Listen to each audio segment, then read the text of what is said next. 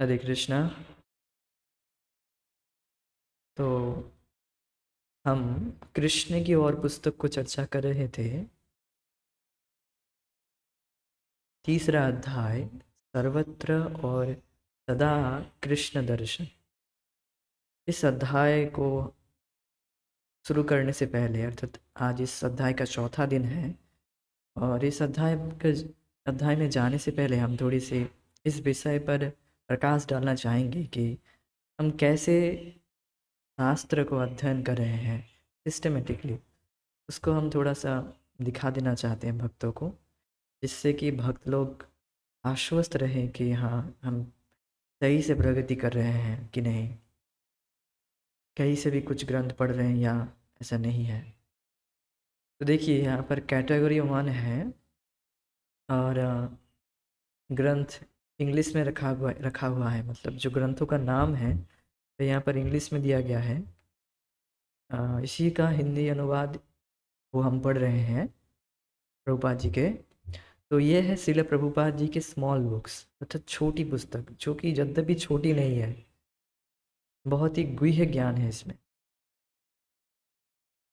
जिसे पढ़ने से व्यक्ति कृष्ण भावनामृत में प्रगति बहुत तेजी से कर सकता है, बहुत ही स्टेबिलिटी से कर सकता है।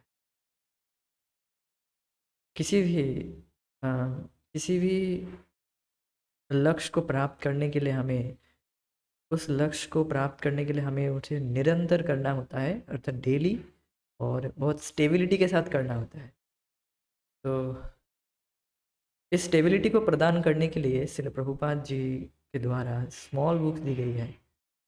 हम भक्ति में आते हैं, अर्थात सोचते हैं, जो व्यक्ति ये रियलाइज़ किया है कि जगत दुख का घर है, जगत बिल्कुल अच्छा नहीं है, और मुझे कुछ उच्चतर हायर कुछ प्राप्ति करना है, I want to get more higher, कुछ ना कुछ उच्चतर है, यही केवल मेरे जीवन का लक्ष्य नहीं है, केवल खाना पीना सोना और फिर बच्चे पैदा करना आदि आदि एट्सेट्रा एट्सेट्रा। व्यक्ति में ऐसा आता है, कभी किसी एक व्यक्ति, हजारों में से किसी एक को में आता है, हजारों में से नहीं, मिलियंस में, अर्थात लाखों में से इस तरह के किसी किसी व्यक्ति में से इस तरह का प्रश्न मन में जागता है। इस प्रश्न को वेदांत सूत्र, अर्थात जो वेदांत, सारे वेदों का जो अंतिम है, वेदांत सूत्र नाम से ख्यात है, उसमें बताया गया है अथा तो ब्रह्म जिज्ञासा। अर्थात मैं इस जगत का नहीं हूँ, मैं किसी और हायर, अर्थात कुछ किसी उच्चतर लक्ष्य प्राप्त करने के लिए मेरा अस्तित्व है, अथा तो ब्रह्म जिज्ञासा। हाँ, तो फिर वो प्रश्न करता है कि क्या क्या क्यों मैं इस धरती में जन्म लिया हूँ, मेरा जन्म क्यों हुआ है, और मैं कौन हूँ एक्चुअली, मेरा आइडेंटिटी क्या है। तो इस तरह का जो उच्चतर हायर थिंकिंग, जो हायर, जो व्यक्ति में चेतना का उन्नति आता है, हाँ, वो प्रभुपाद जी के बुक्स को पढ़ता है, शास्त्र अध्ययन करता है, और अपने लक्ष्य भगवान कृष्ण की प्रेम को प्राप्त करने के लिए लग जाता है। तो जो हायर लक्ष्य है, जो गोल है, वो प्राप्त करने के लिए हमें एक सिस्टमेटिक वे से चलना होगा, नहीं तो हम अ, पिछल गिर सकते हैं अपने, अर्थात अब हमसे अपने पथ से डाइवर्ट हो सकते हैं। गिरना तो ठीक है फिर भी, किंतु रास्ता ही अगर चेंज कर ले तो फिर हम अपने गंतव्य स्थल, अपने जो गोल है वहाँ पर पहुँच नहीं पाएंगे। देखिए, अ, किसी भी जगह पहुंचने के लिए उसके लिए एक स्पेसिफिक रास्ता होता है। ऐसा नहीं कि कोई भी रास्ता पकड़ लिया वहाँ पर पहुंच जाएंगे, ऐसा नहीं होता है। This is stupidity only. तो कहते हैं सभी एक हैं, कोई भी मार्ग पहन पकड़ लो एक ही जगह जाता है, दिस इज नॉनसेंस। तो इसलिए व्यक्ति को केवल भक्ति के मार्ग द्वारा ही व्यक्ति अपना अपने आप को, अपने आप में जो भगवान की जो प्रेम है, सुप्त डोरमेंट पोजिशन में है, सुप्तावस्था में है, उसे जागृत कर सकता है। अर्थात अपने एक हायर गोल जो है कि मैं केवल इस जगत में सड़ने के लिए नहीं हूँ, मेरा कुछ और बड़ा पर्पस है। वो पर्पस क्या है कि मुझे भगवान की प्राप्ति करना है। दिस इज़ द हाईएस्ट अ, गोल भगवान की प्राप्ति करना है, मतलब भगवान का प्रेम प्राप्त करना है, यही हाईएस्ट गोल है। तो इस गोल को प्राप्त करने के लिए हमें सिस्टमेटिकली चलना होगा। ऐसे नहीं कि कोई भी शास्त्र उठा लिया, कुछ भी पढ़ना शुरू कर दिया, वैसा नहीं होता है। ये मैं भी ट्राई कर चुका हूँ, मैं भी इस तरह से बहुत, जब भक्ति में आया कुछ भी ग्रंथ पकड़ लिया, ये पढ़ लिया, वो पढ़ना शुरू कर दिया, कभी गीता, कभी भागवतम, कभी चैतन्य चरितम, इस तरह से। तो ऐसे नहीं होता है। परम पूज्य भक्ति रसामृत हिंदू महाराज, जो कि राधानाथ महाराज, परम पूज्य राधानाथ महाराज के हैं संन्यास डिसाइपल, तो उन्होंने इस तरह का एक क्रम प्रस्तुत किया है। तो इस क्रम से हम पढ़ेंगे। पहले तो पहला ग्रंथ हम पढ़ रहे हैं on the way to Krishna, अर्थात कृष्ण की ओर, ये पुस्तक को हम पढ़ रहे हैं। फिर हम आगे बढ़ते जाएंगे 2 3 4 5 करके। और यहाँ पर जो स्टार मार्क है, या 13 और 14, ये ऑप्शनल है, फिर भी हम पढ़ने का प्रयास करेंगे लेटर ऑन।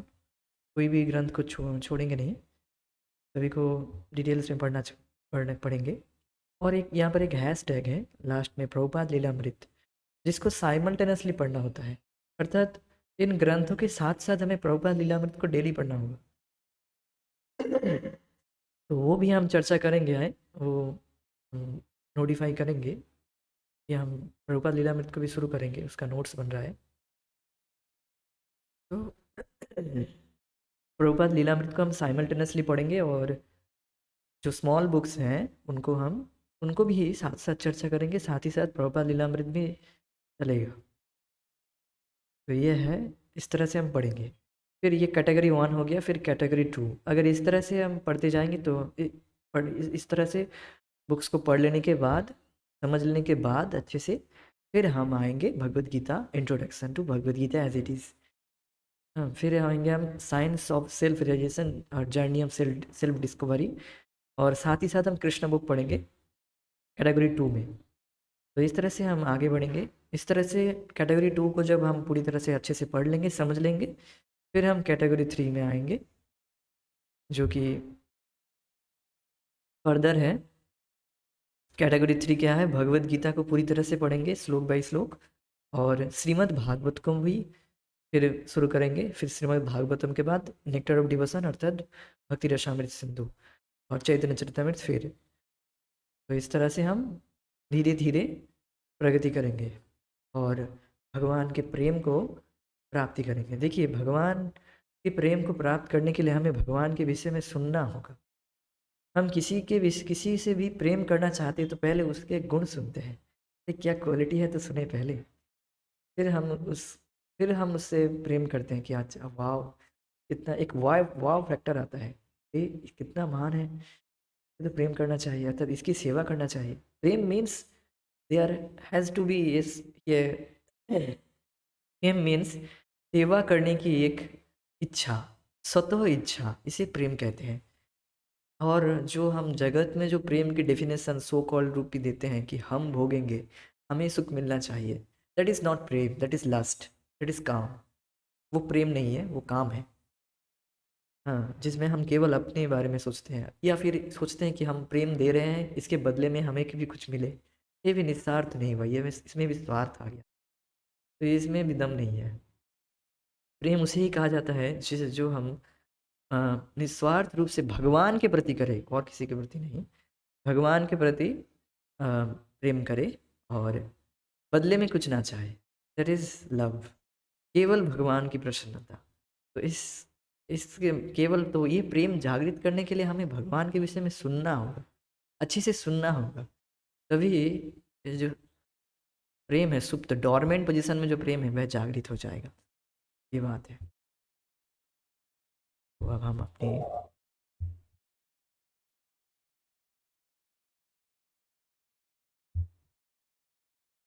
तो अब हम अपनी चर्चा को शुरू करते हैं।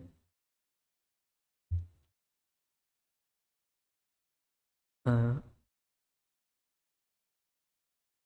हाँ। तो भगवद गीता का ये श्लोक आ रहा है, तो हम यहाँ से शुरू करेंगे।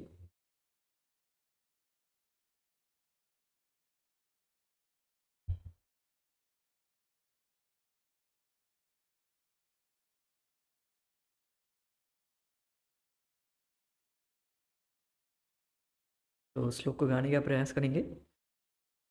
महात्मनास्तु मां पार्थं देवीं प्रकृतिमाश्रिता भजन्ते अनन्यमनशो ज्ञात्वा भूताद्यव्ययम्। महात्मनास्तु मां पार्थ दैवीं प्रकृतिमाश्रिता भजन्ते अनन्यमनशो ज्ञात्वा भूताद्यव्ययम्। महात्मनास्तु मां पार्थ दैवीं प्रकृतिमाश्रिता भजन्ति अनन्यमनशो ज्ञात्वा भूतादिम् अव्ययम्। तो देखिए, महात्मानांस्तु मां पार्थ,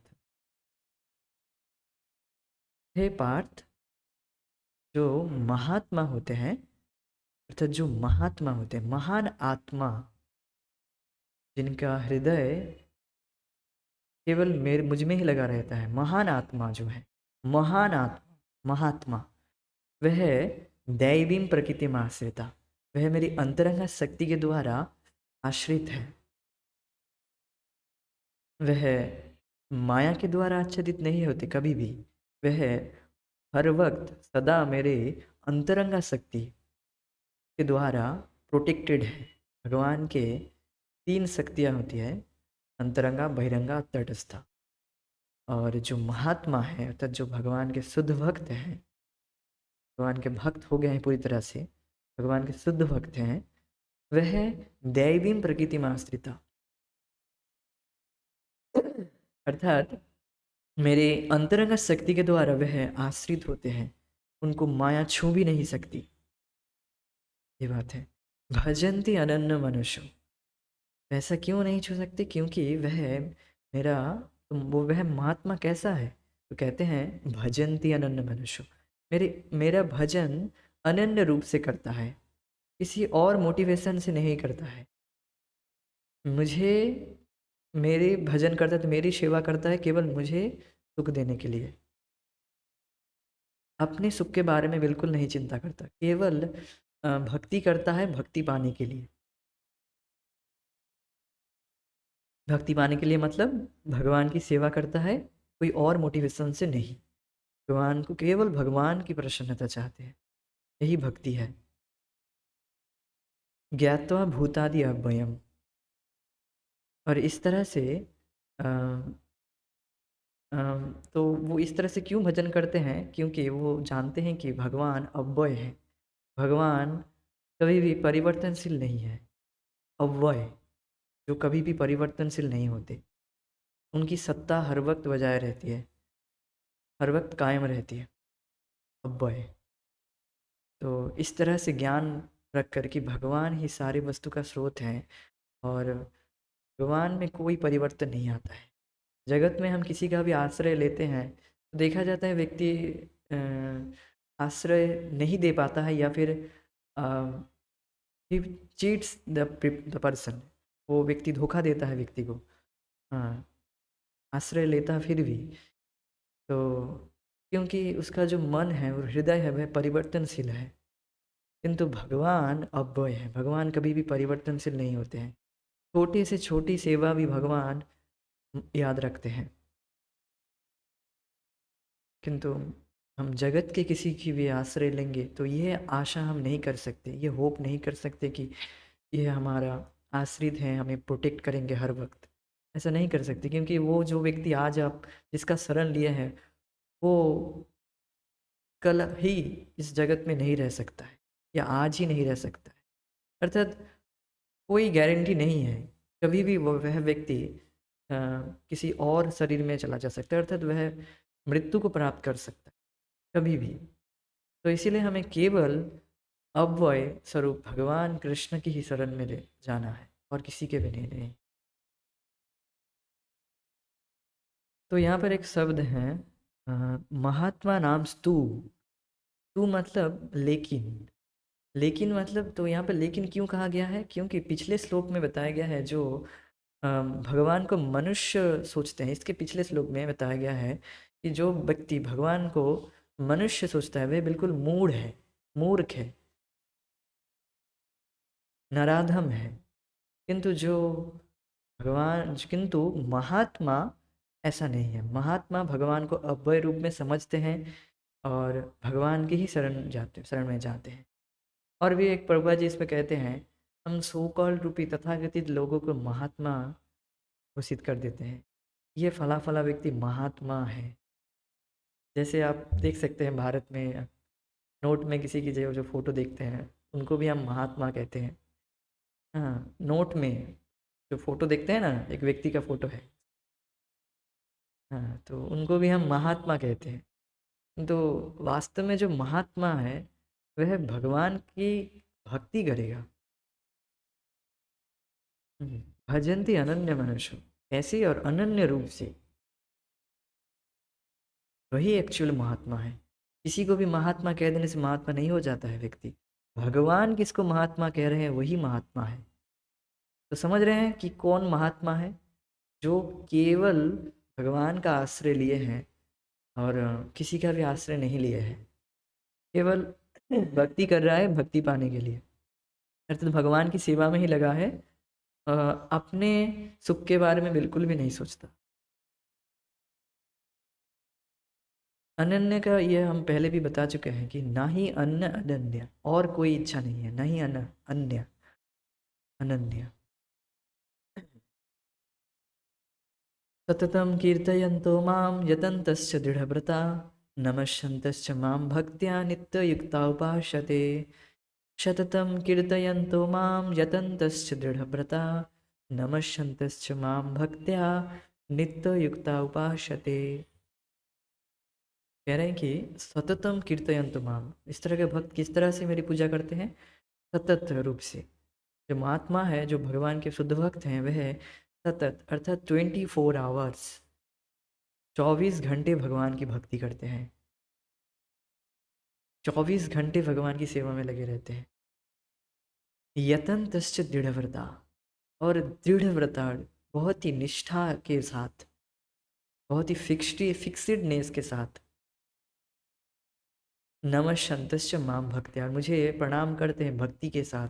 नित्य युक्ता उपासते, और डेली मेरे भक्ति में नित्य रूप से, वंस इन अ वीक नहीं, डेली मेरे सेवा में, मेरी भक्ति में लगा रहता है। परम पूज्य गोपाल कृष्ण महाराज इस देख रहे थे, हम एक वीडियो में देखे थे कि वह सोते वक्त भी चामर ढुला रहे थे।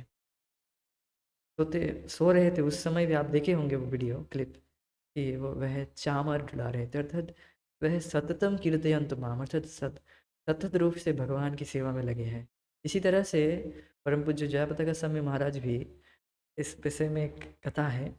भक्त कह रहे थे कि एक बार महाराज ऐसे रेस्ट कर रहे थे, रात को प्रसाद पाकर अब रेस्ट कर रहे थे। अब उनके साथ जो उनका जो सेवक है वे भी थे। महाराज के साथ सब समय हर वक्त एक सेवक रहता है। तो वह देख रहे थे कि महाराज सो नहीं रहे थे।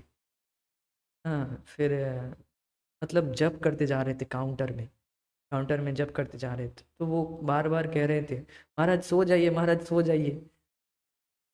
तो नेक्स्ट डे महाराज कंप्लेन किए कि अम, मेरा सेवक जो है वह मुझे सोने नहीं दे रहा है। तो फिर अब सेवक को बुलाए, "अरे तुमने आपने महाराज को से इस तरह से जगाया क्यों, इस तरह डिस्टर्ब क्यों कर रहे थे?" तो उन्होंने बोला, मैं देख रहा था कि महाराज रात को जप कर रहे थे, सो नहीं रहे थे, इसीलिए मैं बार बार कह रहा था कि महाराज सो जाइए, महाराज सो जाइए। तो फिर महाराज जी बोले कि अरे मैं तो सो ही रहा था, हाँ, सोते हुए भी मैं जप कर रहा था, किंतु तुम बार बार मुझे डिस्टर्ब कर रहे थे। तो ऐसा लग सकता है। तो इस तरह से जो शुद्ध भक्त हैं वह सतत रूप से भगवान की भक्ति में लगे रहते, सततम कीर्तयन्तु माम, और यतन्त से दृढ़, और कीर्तयन्तु का मतलब है कीर्तन करते हैं। हाँ, कि अर्थात मेरे गुणगान करता है। प्रभुपाद जी कहते हैं कि हमें 24 घंटे भगवान का नाम जप करना चाहिए और 24 घंटे भगवान की कथा करनी चाहिए। तो इस तरह का भाव होना चाहिए, हम इस तरह कर पाए। तभी अभी संभव नहीं है, किंतु आगे जाकर संभव होगा। तो ये बात है। अनुवाद: हे पार्थ, मोह मुक्त महात्मा जन दिव्य प्रकृति के संरक्षण में रहते हैं। तो आप समझ पा रहे हैं कि महात्मा जन दिव्य प्रकृति के संरक्षण में रहते हैं। जब भी हम भगवान के शरण में जाते हैं, तत्क्षण हम माया से मुक्त, हम अंतरंग शक्ति के संस्पर्श में, संरक्षण में आ जाते हैं। जब भी हम भगवान की कथा सुनते हैं, भगवान की भक्ति करते हैं, नाम जप करते हैं, भगवान के लिए प्रसाद बनाते हैं, भोग बनाते हैं, और जो भी सेवा, कुछ भी आप सेवा कर रहे हैं भगवान के लिए, तो तत्क्षण त्यों ही आप भगवान की दिव्य प्रकृति अर्थात अंतरंग शक्ति के संरक्षण में आ जाते हैं। वे पूर्णतः भक्ति में निमग्न रहते हैं, क्योंकि वे मुझे आदि तथा अविनाशी पूर्ण पुरुषोत्तम परमेश्वर भगवान के रूप में जानते हैं। ऐसा नहीं है कि भगवान तो बहुत पुराने हो गए होंगे, अब तो वृद्ध हो गए होंगे। दिस इज मानुषिम तनुमाश्रितम, जो इस तरह से जो मनुष्य भाव अर्थात मनुष्य, भगवान भी मनुष्य है, इस तरह का जो भाव, इस तरह का जो आरोप करते हैं भगवान पर, वह मूर्ख है। हाँ, मूढ़ा, भगवान इसको कहते हैं मूढ़ा। तो ऐसा नहीं है, भगवान अविनाशी है, और भूत वर्तमान भविष्य ऐसा कुछ समय टाइम फेस नहीं है। वह अनादिकाल से एक ही, उनका स्वरूप एक ही रूप में है, अर्थात अनादिकाल से उनमें कोई परिवर्तन नहीं आया है। यह महात्मा सदा मेरी महिमा का कीर्तन करते हुए, दृढ़ संकल्प के साथ प्रयास करते हुए, मुझे नमस्कार करते हुए भक्ति भाव से निरंतर मेरी पूजा करते हैं। यहाँ पर बहुत महत्वपूर्ण बात है कि देखिए, भक्ति भाव से, ड्यूटीफुल्ली नहीं, कि like a parrot, we sometime chant like a parrot. परम पूज्य गौर गोविंद महाराज कहते हैं, हम तोते की तरह, तोते की तरह नहीं होना है, हमें हमें एज ए ह्यूमन, मनुष्य की तरह भक्ति करना है। श्लोक सुन लिया, केवल तोते की तरह बोल दिया, ऐसा नहीं। या नाम जब कर रहे हैं, तोते की तरह बोलते हैं, ठीक है, वह भी अच्छा है, दैट इज बी, वह भी हृदय को शुद्ध करने वाला है, किंतु भगवान के भक्ति, प्रेमा भक्ति को प्राप्त करने के लिए, शीघ्र जल्दी प्राप्त करने के लिए, हमें भक्ति भाव से भगवान की सेवा करनी चाहिए। अर्थात तोते की तरह नहीं, ह्यूमन की तरह, एक मनुष्य की तरह। भगवान परम, भगवान भी एक व्यक्ति है, किंतु वह भगवान है। हम हमारी तरह ही भगवान भी एक व्यक्ति है, वह भी एक पर्सन है, किंतु वह भगवान है। ये बात है, ये समझना होगा। महान आत्मा, महात्मा कौन है? महात्मा वह है जो भगवान की उच्चतर पराशक्ति के अधीन है। इस समय हम श्री कृष्ण की निकृष्ट माया शक्ति के अधीन हैं। जीवात्मा, जीवात्मा की स्थिति तटस्थ शक्ति के जैसी ही है। हम अपने को इन दोनों में से किसी शक्ति की ओर स्थानांतरित कर सकते हैं। तो देखिए, हम जीवात्मा भगवान की तटस्थ शक्ति है, अर्थात हम तट में रहने वाले हैं। तटस्थ मतलब जो तट पे रहे, या तो वह भगवान को चॉइस करे या फिर माया को चूज करे, मतलब उसे किसी ना किसी और जाना है, न्यूट्रल नहीं रह सकता है। या फिर भगवान को, भगवान कृष्ण को, या फिर माया को। You have to choose what you want to do, क्योंकि हमें ये स्वतंत्रता है कि हम किसे चॉइस करें, कृष्ण को या माया को। किंतु एक बात बहुत महत्वपूर्ण है, अभी जगत में जो देखा जा रहा है कि हमको यह चॉइस भी नहीं दिया जा रहा है।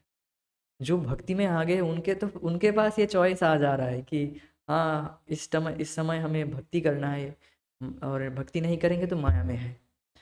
तो वो तो उनके सामने तो ये क्लियर है कि हम अभी माया में हैं या भगवान की भक्ति अंतरंग शक्ति के संस्पर्श में है। किंतु जो तथाकथित भौतिकतावादी में है, या फिर हम जब भक्ति में नहीं थे, तब हमारे पास यह ऑप्शन ही नहीं था। कि हम कृष्ण को चूज़ करें, भगवान की भक्ति को चूज़ करें। ये ऑप्शन ही नहीं था, क्योंकि कोई बताने वाला भी नहीं था, क्योंकि माया के द्वारा इस तरह से इतना प्रीचिंग है हुआ है, माया इतना प्रभाव माया के द्वारा इतना प्रभावित थे कि हम हमारे सामने वह ऑप्शन ही नहीं आया। समझ रहे हैं कि जब ऑप्शन रहेगा तभी ना आप चॉइस करेंगे। इसी तरह से इसलिए हमें भगवान की भक्ति का प्रचार करना चाहिए। एटलीस्ट व्यक्ति के सामने ऑप्शन तो आए कि हाँ, मुझे कृष्ण को चॉइस करना है या फिर माया को। हाँ, तो एटलीस्ट हमें व्यक्ति के सामने ये ऑप्शन लाना चाहिए, फिर ना वो है कृष्ण की ओर मुड़ेगा। देखिए, हम अनादिकाल से भगवान से विमुख हुए हैं, क्योंकि हम माया अर्थात इस जड़ा प्रकृति भौतिक जगत में ही सुखी होना चाहते हैं, और इसी में अपना सुख मान लिए हैं, और कोई ऑप्शन ही नहीं रहा। क्यों? जैसे एक जेल में अगर आपके दादा परदादा ऐसे रहते होंगे और आप भी उन्हीं वही वंशज में जन्मे हुए हैं, जेल में ही, तो आपके सामने आपके जो दादा परदादा हुए, वो बाहर के जगत कभी देखे ही नहीं, तो वो तो कहेंगे यही तुम्हारा घर है, यही जो है देख रहे हो यही सब कुछ है, और बस यही पर जो करना है यही पर करो, और कोई जगत नहीं है। इस तरह से जो अज्ञान का परंपरा की वजह से हम हमारे पास वह चॉइस ही नहीं रहा कि हमें जेल से निकलना भी है। वो तो भगवान के जो भक्त हैं वह कृपा करके अपना भगवान की भक्ति देने आते हैं, जैसे, और खुद भगवान आए हैं। और सबसे महत्वपूर्ण बात तो ये है, इस कलयुग में भगवान खुद आए हैं श्रीमान चैतन्य महाप्रभु के रूप में। भगवान कृष्ण स्वयं आए हैं, क्योंकि इस कलयुग में बहुत ही साधु है, और जो वैष्णववादी है, वैष्णव नहीं कहेंगे, साधु है, वो बहुत ही भ्रष्टाचार है, मतलब बहुत ही भ्रष्टाचार चारों ओर फैला हुआ है साधुओं में से। अर्थात रियल साधु को ढूंढना बहुत कठिन है, बहुत मुश्किल है। इसीलिए भगवान खुद आए हैं, एक आइडियल आदर्श साधु, भगवान के परम भक्त के रूप में एज ए डिवोटी, और आचार्य के रूप में, परम एक आइडियल सन्यासी के रूप में भगवान आए हैं, और खुद शिक्षा दे रहे हैं कि हमें इस जगत से निकलना चाहिए। हमें भगवान की अहैतु की भक्ति करना चाहिए। मम जन्मनि जन्मनि ईश्वरे भवतात् भक्तिरहैतुकी त्वयि। तो इस तरह से भगवान करुणा करके महावदान्य महान रूप से, अर्थात बहुत ज़्यादा दया करके जीवों पर कृपा करके आए हैं। सो जब प्राइम मिनिस्टर खुद आए हैं जेल में, जेल जो बंदी लोग हैं उनको उद्धार करने के लिए, तो है वो, तो बहुत बड़ी कृपा मानी जाएगी। तो इस तरह से भगवान खुद आए हैं जीवों को उद्धार करने के लिए, और उनके पार्षद को भी भेजे हैं। जैसे श्रील प्रभुपाद जी, उनके गुरु महाराज श्रील भक्ति सिद्धांत सरस्वती प्रभुपाद जी, और उनके गुरु महाराज, इस तरह से सब आचार्य को अर्थात अपने पार्षदों को भेज रहे हैं भगवान, हाँ, जीव को उद्धार करने के लिए। जीव का उद्धार तभी होगा जब वह कृष्ण को चूज करेगा, जब वह भक्ति करके सच्चा सुख का अनुभव करेगा, तभी वह जो क्षणिक और शूद्र सुख है उसको छोड़ पाएगा। तो ये बात है।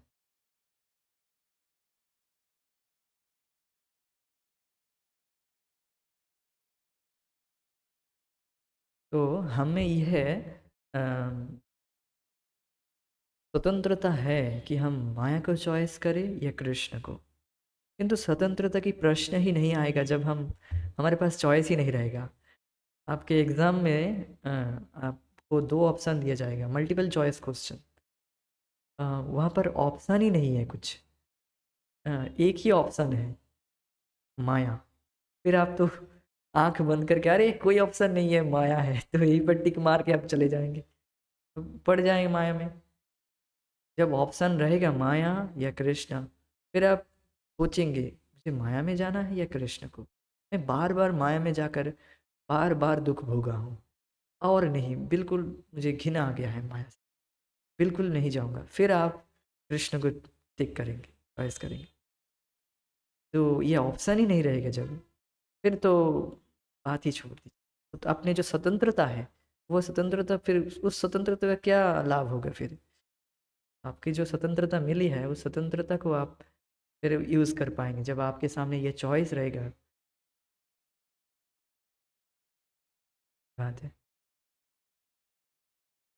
तो यहाँ पर देखिए, ये जो नीचे जो माता जी है वह माया है, और जो व्यक्ति गिर रहा है, माया की ओर धावित हो रहा है, वह माया की वजह से गिर रहा है। और एक व्यक्ति कुछ देर उठा, फिर उसको खींच रहे हैं, लस्ट, एंगर, ग्रीड, इस तरह से। ये सब माया के चेले हैं। हाँ, और जो ऊपर जो व्यक्ति हैं, एक बिल्कुल ऊपर, हाँ, एक साधु है, सन्यासी है, भगवान के पार्षद हैं, वह सटीक रास्ता दिखा रहे हैं। और जो व्यक्ति इस तरह के साधु गुरु के शरण में आया है, सद वैद्य के पास, वही भगवान के पास जा रहा है। और ज, अ, बाकी सब माया में जा रहे हैं। देखिए, आप भक्ति कर रहे हैं, अर्थात हमें, हमारे पास अब चॉइस आ गया है कि हम कृष्ण को चूज़ करें या माया को। तो हर बार हमें अपनी स्वतंत्रता को इस्तेमाल करके भगवान को चूज़ करना है, भगवान की भक्ति को चूज़ करना है। गुरु मुख पद्म वाक्य चित्तित करिया एक, आर ना करिया मने आशा। गुरु जो बोल दिया बस, और कुछ नहीं। नो लेफ्ट नो राइट, बस उसी में अड़ जाना है। हाँ, और किसी के मन की बात सुनना ही नहीं है। मन बिल्कुल गंदा है, मन की बात सुननी ही नहीं है। और बुद्धि भी डिस्टर्ब है। बुद्धि भी डिस्टर्ब है। आप सोच रहे हैं कि बुद्धि मन से हायर है, बुद्धि से मैं मन को कंट्रोल कर लूँगा, बुद्धि भी डिस्टर्ब है। फिर भी हम बुद्धि से ही भक्ति करते हैं, धीरे धीरे बुद्धि, हम जब शास्त्र के अध्ययन द्वारा बुद्धि को स्ट्रांग बनाते हैं, किंतु जब तक व्यक्ति व्यक्ति की श्रद्धा कोमल है, कोमल श्रद्धा है, उसे केवल अपने गुरु के बात पर अड़ जाना चाहिए। गुरुदेव बोल दिए बस, और किसी की बात नहीं सुनना। अब गुरु हमें चॉइस करना है जो गुरु परंपरा से आए, श्रीमन चैतन्य महाप्रभु, फिर जो प्रभुपाद जी के द्वारा जो ग्रंथ है, उन्हीं को केवल पढ़ना है। इधर उधर जाएंगे तो बस गए माया में, बिल्कुल। देख रहे हैं कि एक व्यक्ति ऊपर उठ गया है, बस जा ही रहा था, तुरंत उसे एक माया ने पकड़ ली। यहाँ पर ये जो खड़ी है, ये माला पहना रही है, शायद शादी के प्रस्ताव रख दी होगी। अ, वो डाइवर्ट हो गया व्यक्ति, तो फिर वो माया में गिर गया व्यक्ति। तो बिल्कुल आप पहुंच गए होंगे भगवान के पास, बिल्कुल। हाँ, किंतु आप फिर भी माया में गिर सकते हैं अगर आप गुरु वाक्यों को अमान्य करेंगे, गुरु के वाक्यों को नहीं सुनेंगे। Then you will must fall down to maya, must, जरूर गिरेंगे, कोई नहीं है। I am seeing also, I am experiencing, that's why I am telling you. हाँ। हाँ, हमने तो देखा है कि गुरुदेव ने जो, जब गुरुदेव के वाक्य को जब जब जब जब हमने अमान्य किए हैं, तब तक हम गिर जाते हैं, फिर उठ जाते हैं, फिर चलो, फिर लग जाते हैं भक्ति में। अरे गुरुदेव जी ने सही कहा था, भक्ति करनी है। केवल भगवान की भक्ति से ही हमें सुख मिल सकता है, फिर लग जाता है व्यक्ति। ये बात है।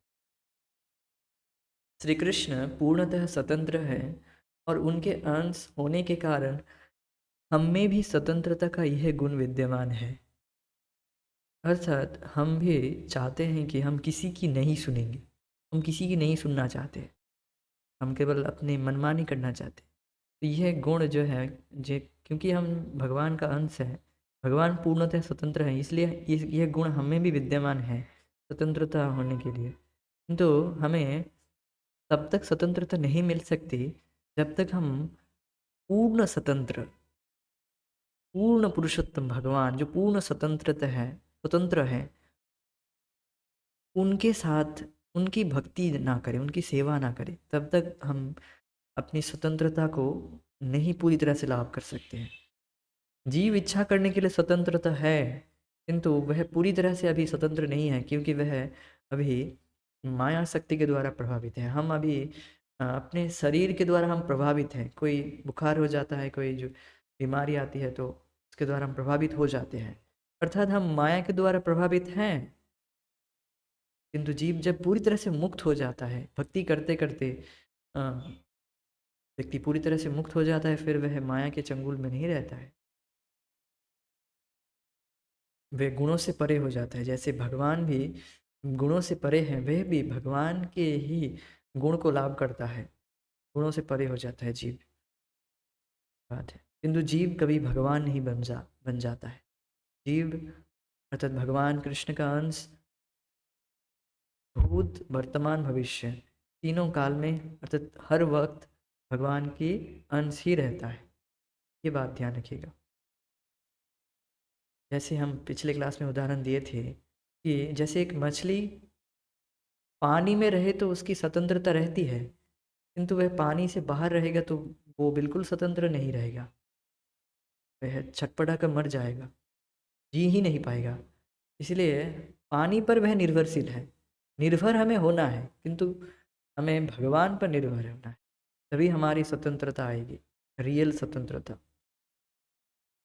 इसलिए हम चुन सकते हैं कि हमें किस शक्ति के अधीन रहना है, क्योंकि हम भगवान की उच्चतर पराशक्ति को नहीं जानते, अतः उनकी निकृष्ट माया शक्ति के अधीन रहने के अतिरिक्त हमारे पास और कोई चारा नहीं है।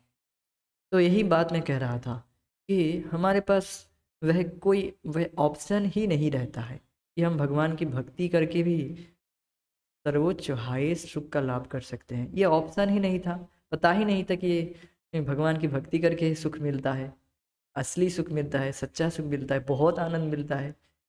हाँ, पता ही नहीं था कभी, एटलीस्ट मुझे तो कभी पता नहीं था। हाँ, फिर जब भगवान की भक्ति में आया तो सच में भी में बहुत आनंद है। एक बात तो गारंटेड है, आपको वह सुख अभी नहीं मिल रहा होगा, किंतु आपको दुख नहीं मिल रहा होगा। दुख भगवान की भक्ति करके आज तक किसी को भी दुख नहीं मिला है। अब दुख मिल ही नहीं सकता भगवान की भक्ति करके, कुछ ना कुछ टेस्ट आपको मिलेगा ही, ये बात है। किंतु जब तक उसके पास ये ऑप्शन ही नहीं रहेगा, फिर वह किस तरह से भगवान की भक्ति को चॉइस करेगा। कुछ दर्शन यह प्रस्तुत करते हैं कि हम जिस प्रकृति का अनुभव इस समय कर रहे हैं, उसके अतिरिक्त और कोई प्रकृति नहीं है। तो यह दर्शन क्या है?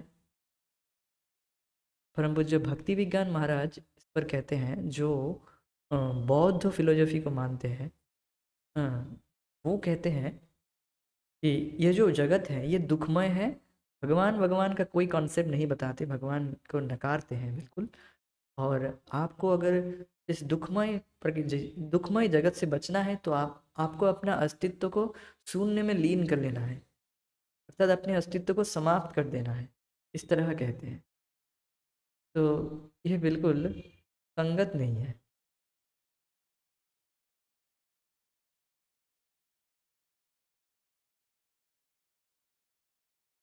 तो इस तरह से वो कहते हैं कि इस जगत के अलावा और कुछ नहीं है। हाँ, आपको अगर इस जगत के दुख से बचना है, तो अपने अस्तित्व को समाप्त करना है। तो यह भी बिल्कुल स्टुपिडिटी है, मूर्खता है, ऐसा नहीं होता है। हम अपने अस्तित्व को समाप्त नहीं कर सकते हैं। हर जीव का एक व्यक्तित्व अर्थात एक पर्सनालिटी वह हर वक्त रहता है। गीता में भी भगवान कहते हैं, ऐसा कोई समय नहीं था जिस समय मैं नहीं था, ये राजा नहीं था, अर्थात ऐसा कोई समय नहीं था कि हमारा अस्तित्व नहीं था, अर्थात इटर्नली हम हैं और रहेंगे। समझ रहे हैं? हम अपने अस्तित्व को समाप्त नहीं कर सकते।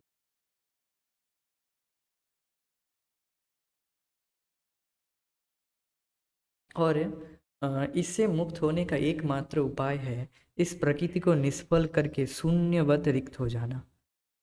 तो इस तरह से वह बोलते हैं, बौद्ध फिलोसफी को अनुसरण करते हैं, इस तरह से अ, बोलते हैं शून्य में रिक्त हो जाना।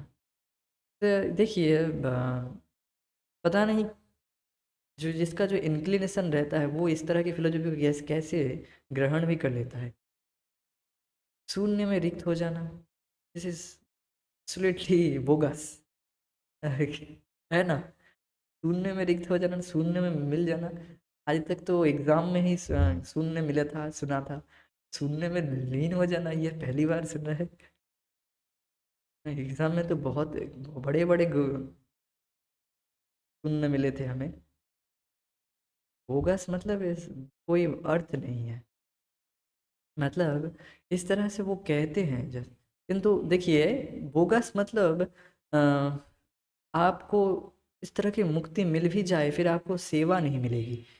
हम पहले अध्याय में चर्चा किए थे कि जीव का यह धर्म है, अर्थात जीव जैसे पानी का धर्म लिक्विडिटी है, तरलता है, वैसे हम सभी जीवों का यह धर्म है कि हम सेवा करेंगे।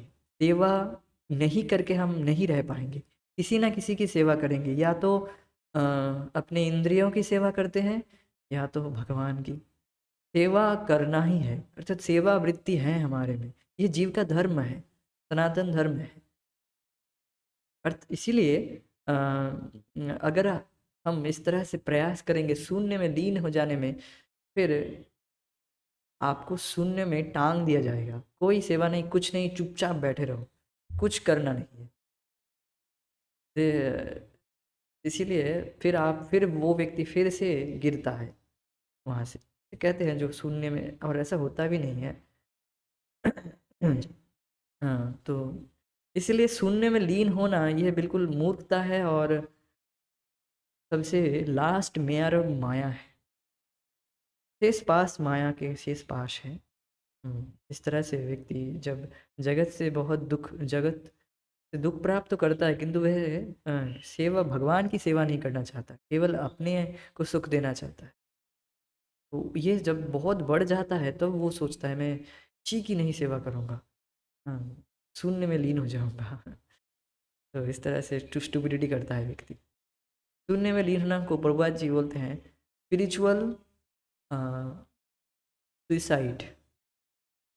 जैसे हम जैसे व्यक्ति जगत में सुइसाइड करता है, फिर क्या होता है उसे अ, उसका जो शरीर है वो तो नष्ट हो जाता है, किंतु वो उसमें जो सूक्ष्म चेतना है वो घूमता रहता है आत्मा के रूप में, भूत के रूप में घूमता रहता है, उसे शरीर नहीं मिलता है जब तक वो उसका नियत कर्म था।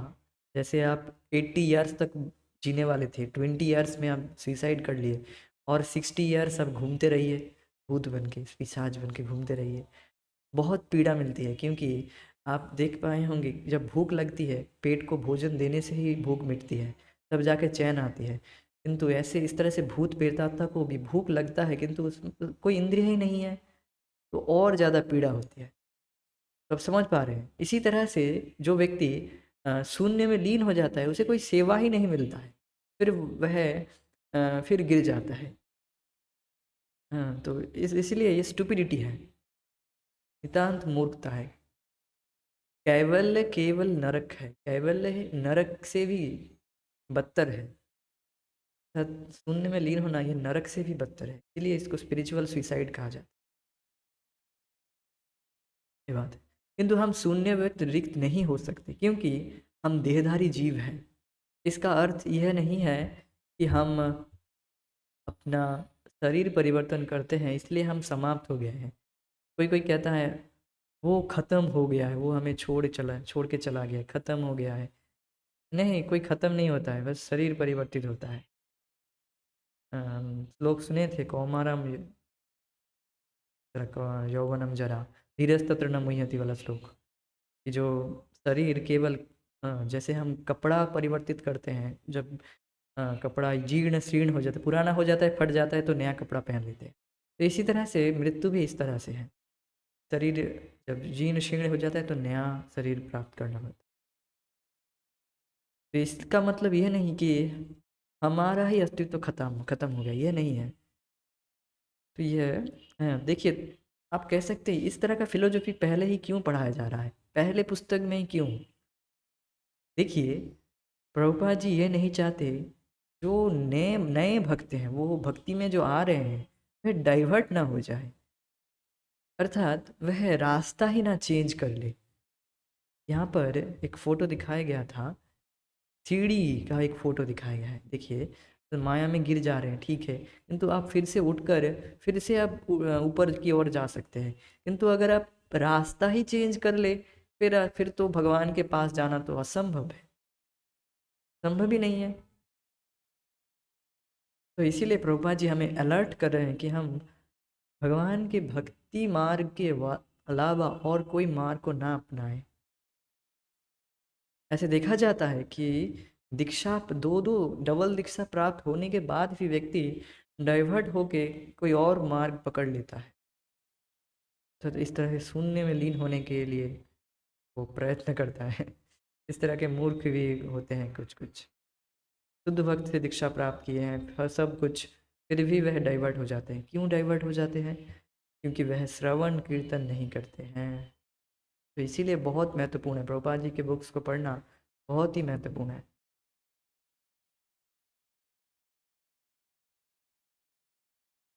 इसका अर्थ ये नहीं है कि हम अपना शरीर परिवर्तन करके पढ़ लिए हैं। भौतिक प्रकृति के प्रभाव से मुक्त होने के पूर्व यह समझ लेना चाहिए कि हमारा वास्तविक स्थान कहाँ है और हमें कहाँ जाना है। यह हमें फिक्स्ड कर लेना है कि हमें जाना कहाँ है। देखिए, हमारा लक्ष्य बिल्कुल हमारे आँखों के सामने होता है। जब हम उस टारगेट के बारे में सुनते हैं तभी वह लक्ष्य हमारे आँखों के सामने रहता है। परम पूज्य राधानाथ महाराज इसको कहते हैं कि अ, जब हम श्रवण कीर्तन करते हैं तब हमारा जीवन का जो साध्य है, जीवन का जो गोल है, भगवान के प्रेम को लाभ करना, वह बिल्कुल हमारे सामने रहता है।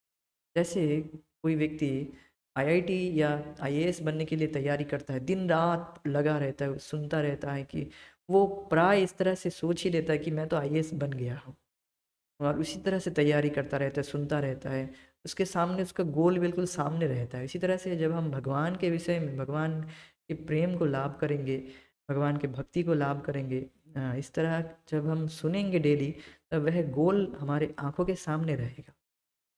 ये बात है। तो इसीलिए हमें कहाँ जाना है, तो हमारा लक्ष्य को, जीवन का लक्ष्य को बिल्कुल फिक्स्ड करना है।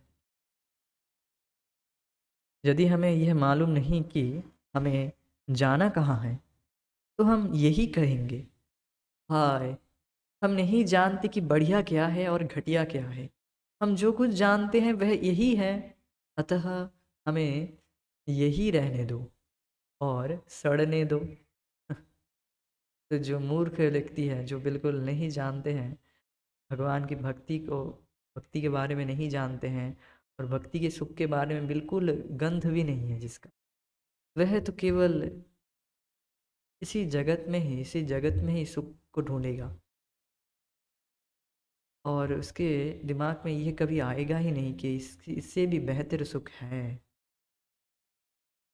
जैसे एक सूअर, वह मल खाकर ही मल खाकर ही संतुष्ट रहता है। वो बिल्कुल उसी में रचा पचा रहता है, उसी में अपना परिवार सब कुछ बसा लेता है।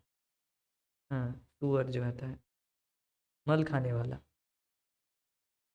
तो इसी तरह से जो व्यक्ति केवल भोगों में लिप्त है, वह भी मल ही खा रहा है। He is eating stools only. सुनने में बहुत बुरा लग रहा हो, किंतु यही वास्तविक है। जो भोग है, जो नितांत नितांत केवल दुख देने वाला है, बिल्कुल सुख का केवल आभास होता है, प्रतीति होता है, इल्यूजन बात है। तो प्रभु जी कह रहे थे उनके सामने, उनके साथ उनके पास कोई माता पिता कुछ आए थे कि भक्त के माता पिता आए थे रोते हुए, कि कह रहे थे, एक्चुअली क्या बात है, उनका जो लड़का है, उनको शादी में कोई रुचि नहीं थी, वो ब्रह्मचारी होना चाहते, they want to became Brahmachari in temple, ब्रह्मचारी रहना चाहते चाहते थे, किंतु उनके माता पिता जो है उनको फोर्सफुल्ली उनको शादी करवा दिए, फिर भी वो भाग आए भाग गए घर से। अब माता पिता रोते हुए प्रभु जी के साथ तथा हमारे जो मेरे जो शिक्षा गुरु हैं उनके साथ पास आए हैं। अब रोने के लिए रोने रोते रोते आए हैं, अ, कि हमारा बेटा चला गया है, हमारा बेटा चला गया है, रो रहा है। फिर प्रभु जी समझा रहे हैं कि आप रोइए मत, आप अपना अपना स्वार्थ सोचिए, अपने बारे में भी तो कुछ सोचिए, क्या होगा, आप मुक्ति के बारे में तो कुछ सोचिए। तो वो बोलने लगे, हमें मुक्ति नहीं चाहिए, हमें लड़का चाहिए। तो इसी तो सोच रहा है कि व्यक्ति लड़का प्राप्त करके ये सुखी हो जाएंगे, मुझे हमारे देखभाल करेंगे, आदि आदि एटसेट्रा एटसेट्रा। किंतु देखा जाता है ऐसा जगत में कि व्यक्ति लड़का जो है वह बहुत प्रगति कर लेता है, अमेरिका आदि चला जाता है, फिर माता पिता को देख पूछता भी नहीं है। तो जिसमें भी हम सोचते हैं इस जगत में कि हम सुखी हो जाएंगे ये करके वो करके, तो वो हम बार बार ही उसमें हम मूर्ख बनते जा रहे हैं, बार बार हम ठगे हैं कि इसमें सुख नहीं है, दुख ही मिला है, फिर भी हम उसमें प्रयास करते रहते हैं। यही हमारा अज्ञान है। तो इस विषय और एक कथा है। एक बार प्रभुपाद जी के साथ उनके साथ कुछ भक्त भी जा रहे थे एयरपोर्ट में। एयरपोर्ट में एक बहुत सुंदर माता जी, एक सुंदर लड़की जा रही थी, और प्रभुपाद जी के साथ जो थे वो उन्हीं को माता जी की ओर देख रहे थे, बिल्कुल बहुत सुंदर थी, तो आंखें गड़ा कर देख रहे थे।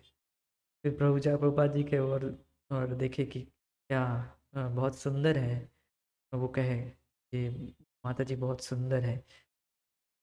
प्रभुपाद जी क्या उत्तर दे सुनना चाहते हैं? प्रभुपाद जी बोले,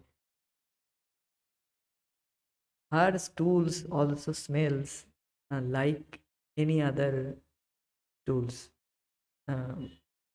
उस लड़की का भी जो मल है वह औरों के मलों जैसा ही गंध है, का गंध भी सुगंध सुगंध नहीं दुर्गंध, वह औरों के भी समान, और जो देहधारी है उनके तरह ही वो उनके मल का गंध है। तो वो जब कहे तो बिल्कुल चौंक गए। तो हम सोच रहे हैं कि सुंदर तथाकथित सुंदर वस्तु को प्राप्त करके हम सुखी हो जाएंगे, सो कल तो हम सुंदर मानते हैं केवल अपने मन के द्वारा, जो मन बिल्कुल गंदा है, गंदे मन से हम सुंदर वस्तु को कैसे देख सकते? असल में सुंदर तो भगवान है, उन्हीं को केवल देखना चाहिए, और उसमें ही उसी उन्हीं को देखने से ही हमारा मनोमल भी साफ होगा, और सच्चा सुख मिलेगा व्यक्ति को। ये बात है। तो हम केवल इस जगत में चढ़ रहे हैं, जो व्यक्ति भगवान की भक्ति नहीं कर रहा है और केवल भोगों में पड़ा है, आहार निद्रा भय मैथुन में पड़ा है, वह केवल चढ़ रहा है। I am going to make a very beautiful life for my self, no matter what it takes.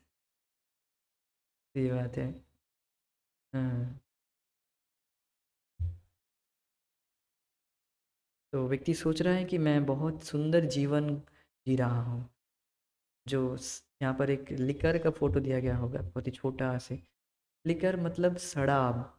महाराज कहते हैं शराब मीन्स शराब, जो सड़ा हुआ आब है तो शराब कहते हैं। शराब अर्थात जो पानी सड़ गया है तो शराब कहते हैं, सड़ा हुआ आब, आब मतलब पानी। तो उसको व्यक्ति अच्छा मानता है, अ, अर्थात उसकी चेतना ऐसी है कि वह उसी को अच्छा मान रहा है। जैसे एक सुअर, जो जो सुअर है वह मल को अच्छा मानता है, और जो तथाकथित सो कॉल्ड अभी व्यक्ति हैं, मनुष्य शरीर मिला है किंतु हम भोग को ही सुख मान रहे हैं, अर्थात सड़ा हुआ आग, सड़ा हुआ पानी को ही अच्छा मान रहे हैं।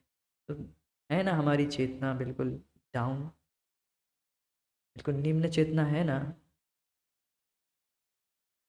तो ये बात है, इसीलिए पहले ही इस अध्याय के शुरुआत में ही ये बात बताया गया था कि हमें अपनी चेतना को शुद्ध करना है, हमें अपने चेतना को उन्नत करना है।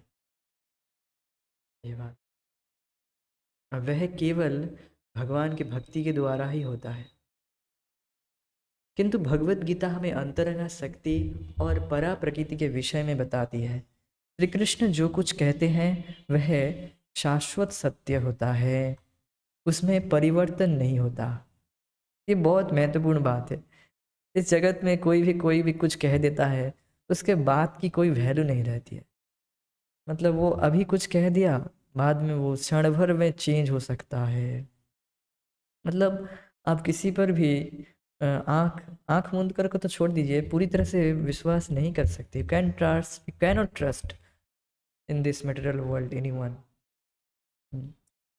क्योंकि वह किसी भी क्षण परिवर्तित हो सकता है, क्योंकि वह जड़ा प्रकृति के द्वारा आच्छादित है, इसीलिए वह किसी भी क्षण भर परिवर्तित हो सकता है। इसलिए हमें शास्त्र सुनकर हमें ये बात हम जानते हैं कि जान लेते हैं कि अच्छा इस तरह से, तब व्यक्ति बिल्कुल धीर हो जाता है। धीर हो जाता है मतलब जगत के जो परिवर्तन हैं, जो डुअलिटीज़ हैं, जो पीपल जो जो डुअलिटी में हैं, अर्थात जो द्वैत बात करते हैं, कभी कुछ कभी कुछ, कोई कुछ बात की कुछ ठीक नहीं है, तो इस इनमें हम बिल्कुल सम रहते हैं। अर्थात जो भगवान के भक्त हैं बिल्कुल सम रहते हैं, कोई फर्क नहीं पड़ता उनको। तो वो क्योंकि वो अपना जो फेथ, अपना जो अ, आश्रय लिए हैं केवल भगवान पर है, भगवान को आश्रय लिया है, क्योंकि भगवान जो कहते हैं वह शाश्वत सत्य है, वह कभी इस उसमें परिवर्तन नहीं होता। ये बहुत अमेजिंग है। भगवान कभी भी अपने स्टेटमेंट को बदलते नहीं है। अर्थात जैसे कि एक उदाहरण दिया गया है, उदाहरण देता हूँ कि जो भी भगवान के दिव्य जन्म और कर्म के दिव्यता को समझता है, अपराकितता को समझ लेता है, वह इस शरीर को छोड़ देने के बाद, अर्थात इस शरीर को त्यागने के बाद मेरे पास आ जाता है। जन्म कर्म च मे दिव्यम एवं यो वेत्ति तत्वतः त्यक्त्वा देहम पुनर्जन्म नैति मामेति सो अर्जुन। तो भगवान जी ने जो यह बात बोली है, जो भी तत्वतः भगवान के जन्म और कर्म को सुना है, प्रामाणिक गुरु से सुनता है, वह इसको तत्व तो समझता है कि भगवान के जन्म और कर्म यह दिव्य है, अपराकित है, मेरे भौतिक बुद्धि से यह नहीं है। भगवान गोपियों के वस्त्र हरण कर रहे हैं, और फिर कृष्ण लीला में गोपियों के वस्त्र हरण कर रहे हैं, और फिर महाप्रभु के रूप में आ रहे हैं, बिल्कुल सन्यासी के रूप में, किसी भी स्त्री को छूते भी नहीं थे। एक 12 बिल्कुल 6 फीट की दूरी पर प्रणाम करते हैं। तो देखा जाए तो क्या है, ये लीला है भगवान की, भगवान की ये लीला है। भगवान दिव्य है, भगवान के कर्म को समझना इतना आसान नहीं है।